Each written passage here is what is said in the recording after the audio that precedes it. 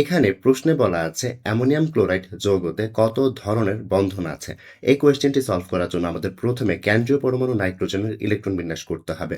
নাইট্রোজেনের ইলেকট্রন বিন্যাসটা হচ্ছে 1s2 2s2 2p3, যেখানে 2s2 এবং 2p3 হচ্ছে যোজ্যতা স্তরের উপশক্তি স্তর।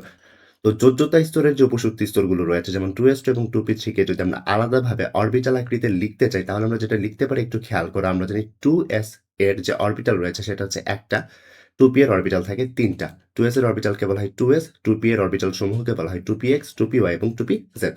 তো এখানে 2s ইলেকট্রন রয়েছে ২টা, তাই আমরা ২টা প্রবেশ করালাম হুন্ডের নীতি মেনে। দেন এখানে 2p তে ইলেকট্রন রয়েছে ৩টা, তাই হুন্ডের নীতি মেনে আমরা হচ্ছে ৩টা ইলেকট্রন এখানে প্রবেশ করালাম।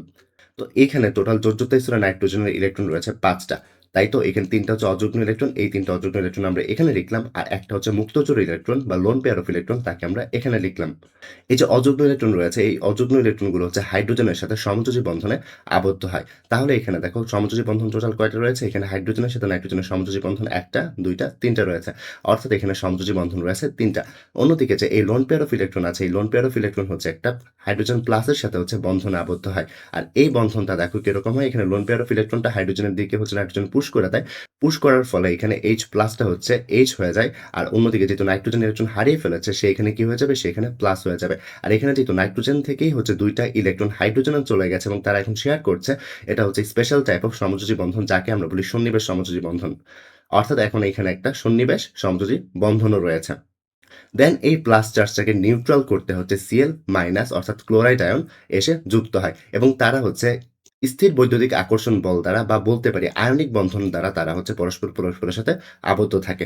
তো এখানে যে স্ট্রাকচারটা লিখেছি এই স্ট্রাকচারটাই কিন্তু দেখো NH4Cl, দেখো এখানে N একটা, H হচ্ছে 4টা এবং প্লাস রয়েছে অর্থাৎ NH4 প্লাস আর এখানে হচ্ছে Cl মাইনাস যুক্ত হয়ে NH4Cl তৈরি করলো।